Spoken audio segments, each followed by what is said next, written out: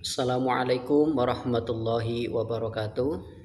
Yang kami hormati Bapak dosen pengampu mata kuliah studi Al-Quran, yang terhormat Bapak Dr.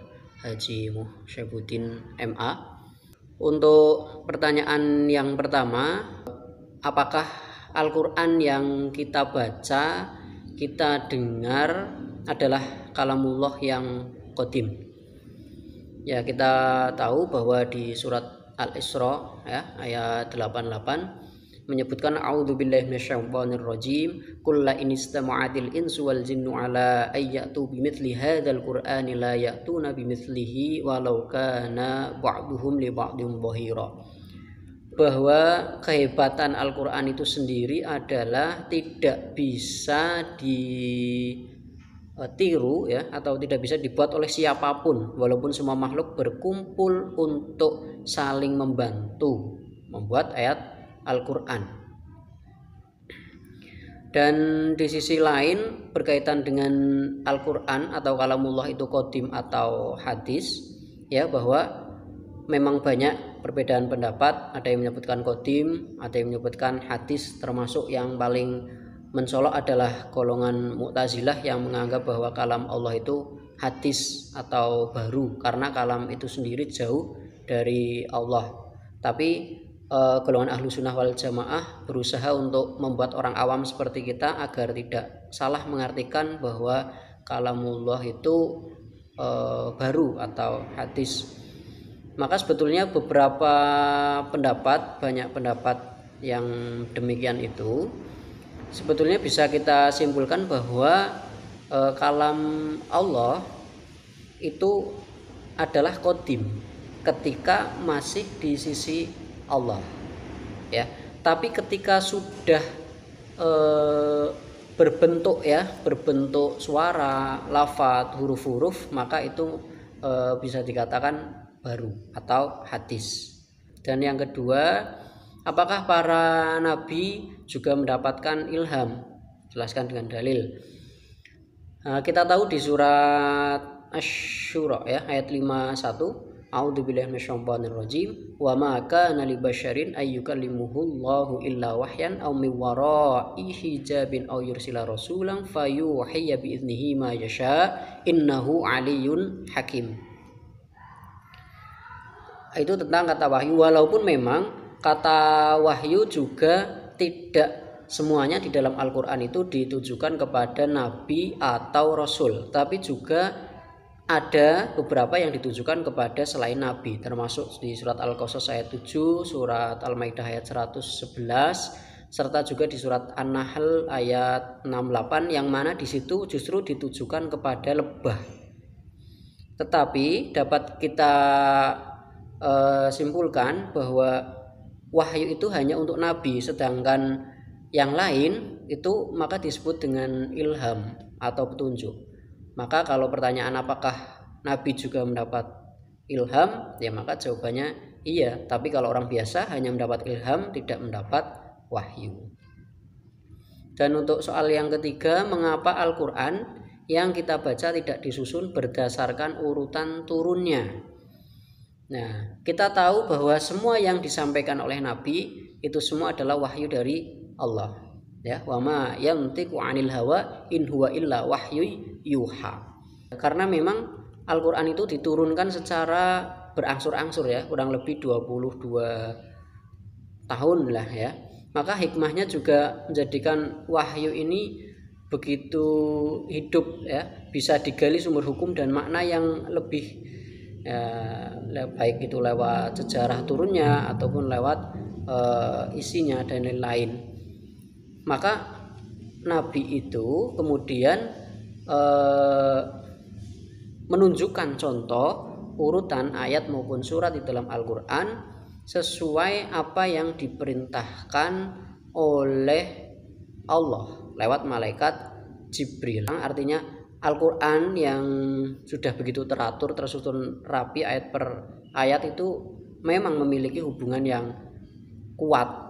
Kemudian untuk soal yang keempat, mengapa Al-Quran disebut sebagai mukjizat terbesar? Jelaskan dengan dalil. Ya, maka kita tahu juga bahwa Al-Quran ini telah dijamin oleh Allah akan kemurniannya sampai akhir zaman, ya. Inna nahnu nazzalna dzikra wa inna lahu lahafidhun. Nah, kita tahu inilah ya bahwa Al-Quran sudah dijaga. Sedangkan mukjizat itu kan banyak ya. Ada mukjizat hissiyah, ada mukjizat maknawiyah, ada mukjizat yang artinya bisa dilihat oleh kasat mata, tapi seketika itu juga selanjutnya hilang, sudah tidak terlihat lagi. Itu nabi-nabi terdahulu sebelum Nabi Muhammad. Tapi kalau mukjizat Nabi Muhammad ini, Al-Quran artinya itu mukjizat yang luar biasa, dijamin kemurniannya sampai dengan akhir zaman. Maka jelas bahwa Al-Quran adalah mukjizat yang terbesar. Di samping itu, kemukjizatan Al-Quran bukan hanya di sisi kemurnian sampai akhir zamannya, dijaganya, tapi juga dari isinya, dari sastranya, dan dari yang lain. Dan untuk yang kelima, bagaimana hukum membaca Al-Quran dengan tajwid. Nah, kita tahu bahwa Al-Quran itu agar dibaca bagus kan tentu ada aturannya ya. Sedangkan menurut Syekh Muhammad bin Saleh menjelaskan seseorang itu boleh membaca Al-Quran tanpa menggunakan kaidah-kaidah dalam ilmu tajwid, tetapi harus memperhatikan agar tidak terjadi kesalahan. Nah, sedangkan kalau kita melihat di surat Al-Muzammil itu ya, ayat 4, Auzid alaihi warattilil Qur'ana tartila. Kita disuruh untuk membaca Al-Quran dengan pelan-pelan, dengan tartil.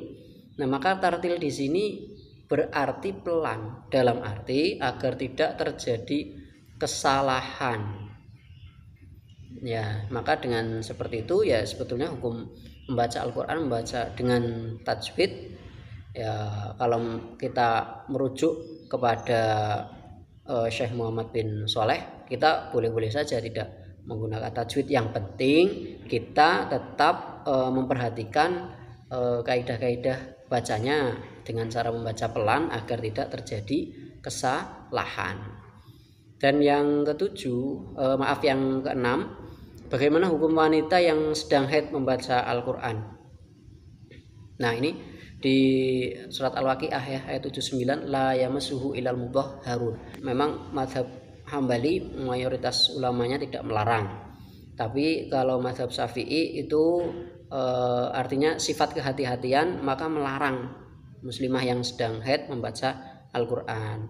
Namun untuk memperoleh keutamaan-keutamaannya maka boleh membaca Al-Quran dengan landasan Al-Quran itu isinya Al-Qurannya sedikit, seperti artinya Al-Quran terjemah, tafsir ataupun yang lain. Dan soal yang terakhir adalah tafsirkan ayat berikut Al-Baqarah ayat 11 ya, sesuai urut absen. Wa idza qila lahum la tufsidu fil ardi qalu innama nahnu muslihun. Dan apabila dikatakan kepada mereka janganlah berbuat kerusakan di bumi, mereka menjawab sesungguhnya kami justru orang-orang yang melakukan perbaikan. Nah, ini juga sebetulnya Islam itu bukan hanya mengatur dalam hal ibadah ya, tapi juga mengatur bagaimana kita hidup di lingkungan agar tidak merusak. Sebagaimana disebutkan di surat Fatir, afaman zuyyina lahu su'u amalihi fara'ahu hasana. Itu juga perintah untuk kita berbuat baik sebetulnya ya. Maka kalau kita kaitkan dengan pendidikan ya, tarbawi, maka sebetulnya pendidikan juga sudah memberi kontribusi dalam hal ini.